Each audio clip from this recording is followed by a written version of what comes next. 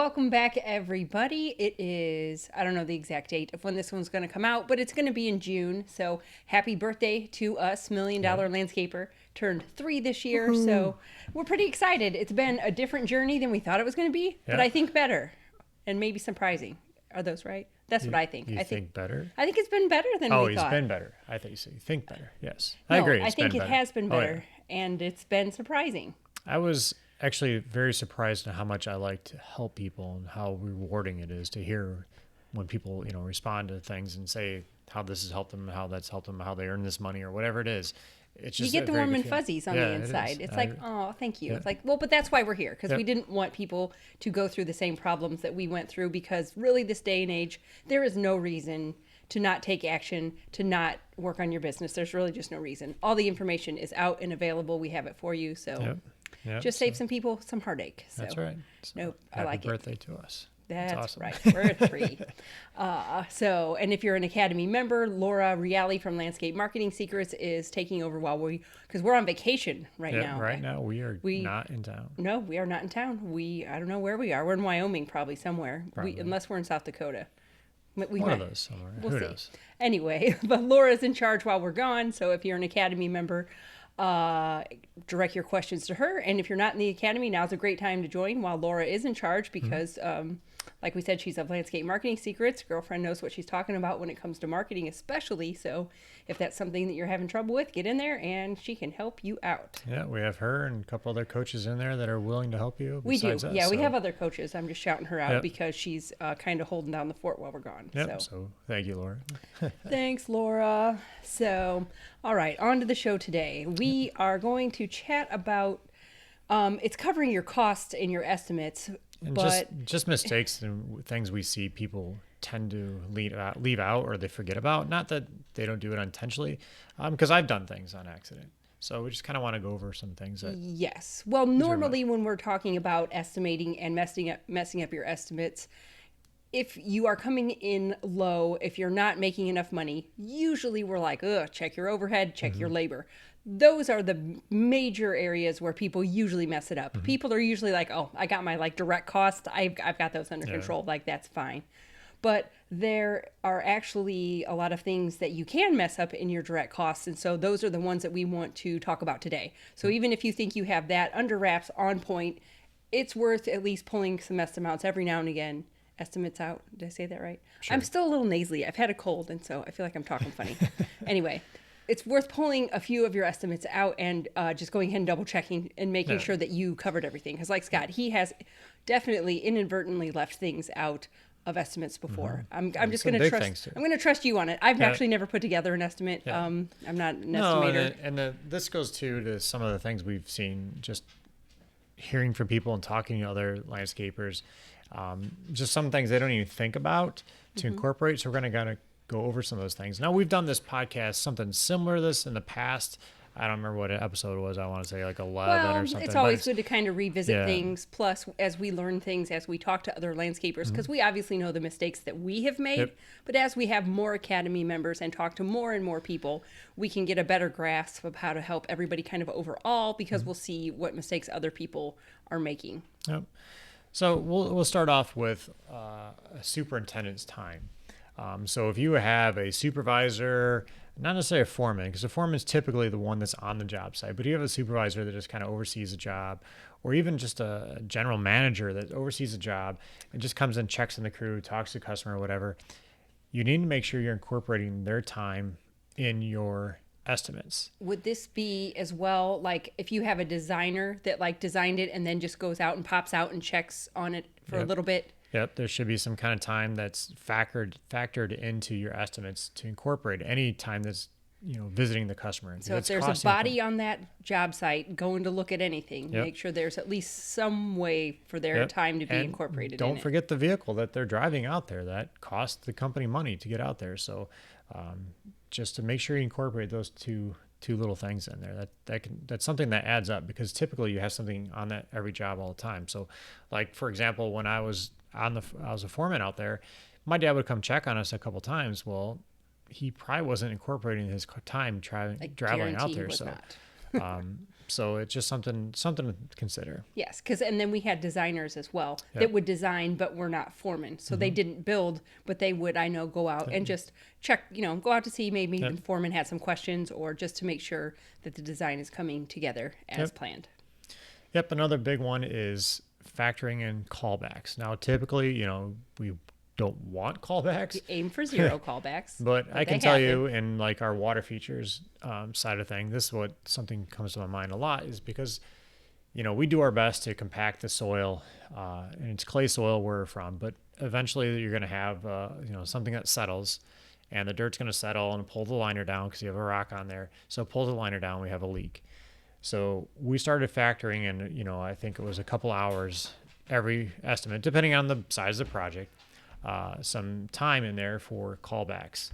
Like I said, we typically try to go for 0 callbacks because that's the best way. It's the way you make the most profit. But if you know something is going to be or has a high potential for callbacks, why not figure some time in there for that?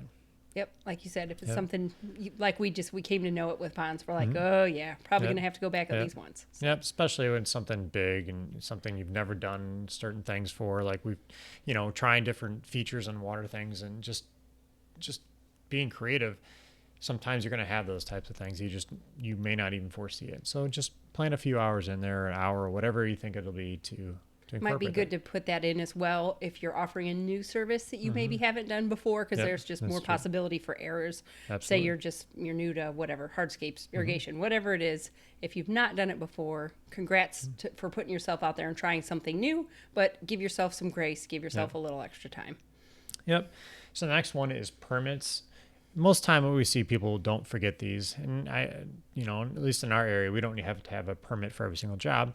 But there are occasions where we had to have them, and just something and typically people remember. But I would just slide in there with, I think some permits can go in your overhead. Yes. Like if we had to have like a town permit, we would just get all of our permits for the individual towns that are around here and just go ahead and put those in our overhead, whatever. Yeah, so this is more if it's like a work permit, job specific job permit. Yeah. So sorry about that. Yeah, I should have clarified that. Yeah. So that's why I'm here. That's right. No worries. I got you, babe. So like a GC type of contract or permit, I should say. That's so you can do work in that city, town, whatever it is.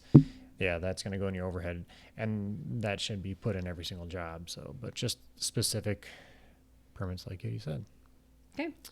Another one is if you do have bigger jobs, we would get some bigger commercial jobs sometimes, and people have to use a restroom sometimes. So we'd bring in a porta pot. If you don't want toilet or everybody leaving to go to the gas station or, God forbid, going along the side of the house or maybe in the corner of the yard, all of which has happened. Yes, unfortunately. So it's just something to think about and make sure you are incorporating that into the cost. And the next one kind of goes along the same lines as a dumpster. And a dumpster on the job site or even a dump fee. Like I could tell you in our jobs, pretty much we're always bringing back something. If you're tearing out the concrete on a job site to put in a new patio or whatever, you may have to bring that debris back. So make sure you're charging a dump fee to get rid of it. Even if you keep it at your shop, you need to incorporate something.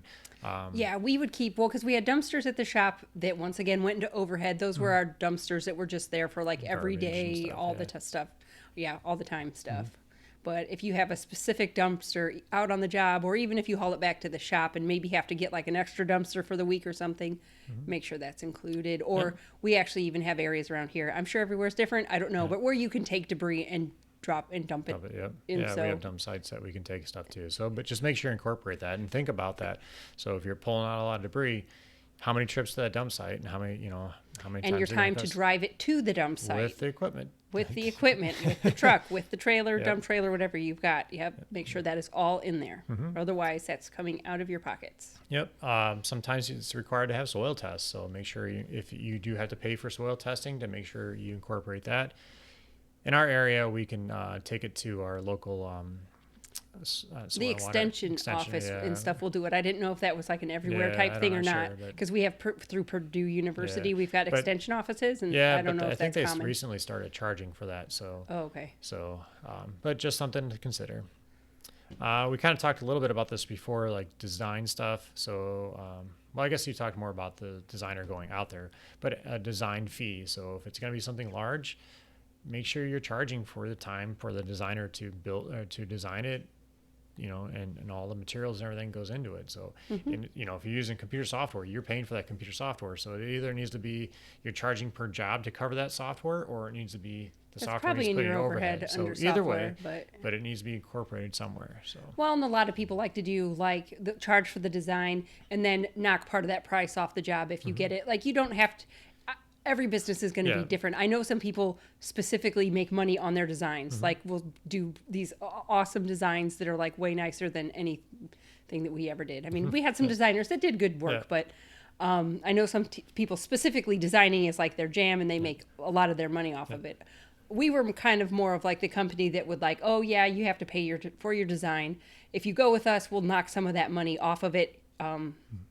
So we would make money on the design, but not like tons, I guess is what I'm trying to say. It wasn't a huge revenue generator for us, but we did make money on it and obviously recovered at a minimum, the designer at least had to pay for their self and their time, like as we gave our designer, like you need to sell like this amount of work every year in order to pay your salary. So they did have benchmarks that they had to meet in order to pay for themselves.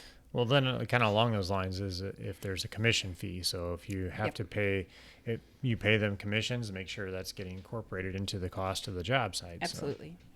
So, another one is a pallet fee. Sometimes some of the hardscape suppliers do require you to pay a pallet fee to use their pallets, and then you get it back when you return them sometimes. So just consider that, it's going to be upfront cost, or sometimes they just charge you altogether for the pallets. So just think about that. Yeah. Do they generally take them back? Ours seem to always just pile up. Well, no, we take them back every few months. Like for our Unilock stones, they would take them back. So sure. Now, if you are having to travel a long distance to go to a job site, we've done this a few times where we had to stay overnight. So, there had to be lodging figured in there because the crews had to stay somewhere, and then food, not feed. They're not animals. I don't know what we do not treat. Well, Scott does have, he did grow up farming, so feed, isn't a word that's like out of your realm to say. But no, we do not treat our employees like livestock. You need to feed them. Yes, not give them feed. But so no, you need to incorporate, meals and lodging and anything like that in there into the cost as well. So. Drive time. This is a big one. We see a lot of people don't even think about drive time. So even their local drive time, even if they're not going out like on a destination build or something, even just in town drive time. And this is a huge one. So every job you're driving, 10, 15, 20, 30 minutes to a job site, sometimes more, you need to be incorporated there and back. So if it's a half hour there, it's a half hour back. So you got 1 hour drive time. Or it could be even more back depending if you're coming home during traffic. So that's just something that you'll have to gauge on your own. Some places have more traffic than others. Yeah, so that's just a big one we see people forget. And another one is loading time.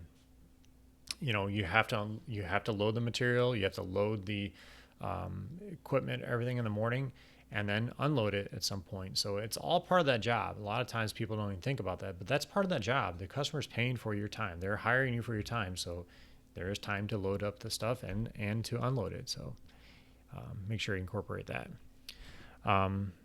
So that's kind of the general list of things. But the other ones we see. You had one more. If you have to go back and water. Oh, I did miss that one. I got my eagle eyes on you. Well, especially when we did we went through a phase there where it seemed like we were doing a lot of sod and hydroseed, and like new construction where maybe people didn't live there yet. Yeah. So we had a tanker truck and would have to go back and water. Yeah. So that's a good point. And the next one is equipment. So we need to make sure we're charging for our equipment. A lot of times, and this is something we're guilty of, we didn't charge for our equipment all the time. My dad might throw in like $200 or whatever it was. There's just some rounded off numbers. It wasn't like based on anything. No, he just made it up. Just throw $200 in there and that's going to cover our costs. Well, did it? Is it really? Yeah. I don't know. So make sure you're incorporating everything. And I'm not talking just, your skidsters and mini skidsters and excavators. I'm talking weed eaters, blowers, all those things. They cost you money to buy it. So you have to, compactors, saws, if all that stuff. If it's got a motor, you better have a price for it. That's kind of just like a little easy rule. Yeah. Trucks, make sure you're charging for that. And this one, and the equipment can go two different ways. I've seen people charge per hour or charge for a whole day. To me, I'd rather charge the whole entire time it's on a job. So if we're on a job for 8 hours, they're getting charged for the full 8 hours, not just the time it drives there and then drives back. It's that opportunity cost, because if the truck or a piece of equipment is out on that job, then it's not being used elsewhere. So it has to be charged that full time. So those are kind of the big ones. Next section we're kind of get into is materials. Now, things that are easy to forget about. Yeah, we tend to know what we need to figure in our pricing for materials. And I'm not saying you're not calculating your bricks right or bulk material right, but just little things we sometimes don't think about, such as like screws or sod staples. Marking paint's a big one. People don't think about those. That stuff's expensive. And if you forget it on one estimate, obviously that's not going to bankrupt you. But if you don't put it in all season for multiple years, that's coming out of your profits. I mean, it gets paid for. So those are kind of the big things we see. People tend to forget. And obviously there's labor and overhead too that needs to be figured in. And we do promote using production hours or man hours, whatever you want to call it, for your labor. This is honestly the best way to calculate your time or calculate estimates. Yeah, and I think we have whole episodes on just using production hours, and we have whole episodes on overhead that we can link to in the show notes. But this was really, we just kind of wanted to talk about those things that people forget a lot that aren't labor and overhead. Because most people, like we said, they're like, oh, I got my direct costs on point. I'm fine. Yeah. But you might not. So just double check it. And it's easy to forget things unless you have it in some kind of system. So we have spreadsheets that have a lot of the stuff in there. So you can just basically run down the list. No, I need this, or no, I don't need this, or yes, I need this. Well, this is what sets our spreadsheets apart from like most estimating softwares that you get, like LMN or all of that. We like super customized them, so it had everything that we know we needed in there, and it's in there all the time. You don't have to go and put it in every time. It's like a yes or no. Am I using this? Because that's how you forget things, because you're doing your estimate after you like worked all day and your brain is dehydrated and already turned to mush, and that's when you start to forget things.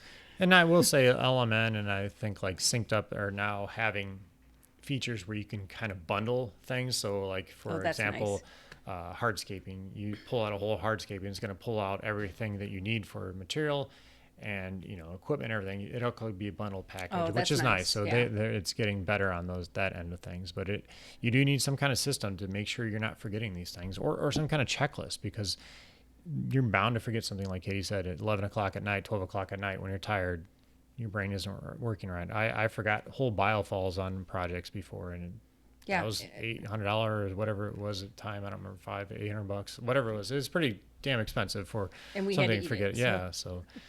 So just have some kind of system that you don't forget these types of things. Start writing things down and just make sure you have them in there. So I guess the moral of the story is, maybe like we mentioned, just pull out some of your estimates, make sure that you have covered all of these things.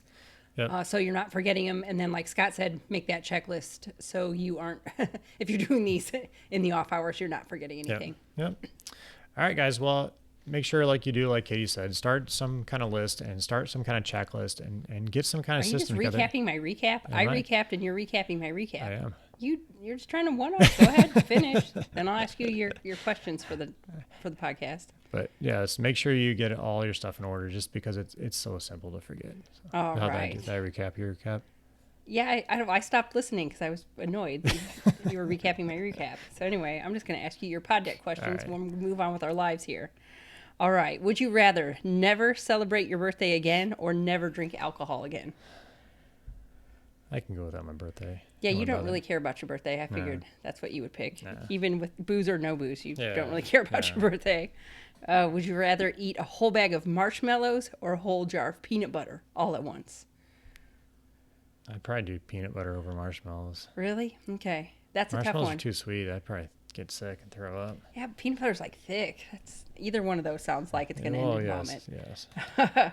Would you rather spike the punch or Xerox your butt at the next office party?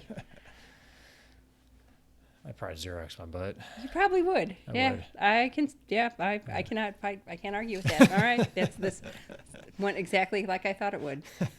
So. All right, guys. Well, thanks for joining us today, and hope you have a great day.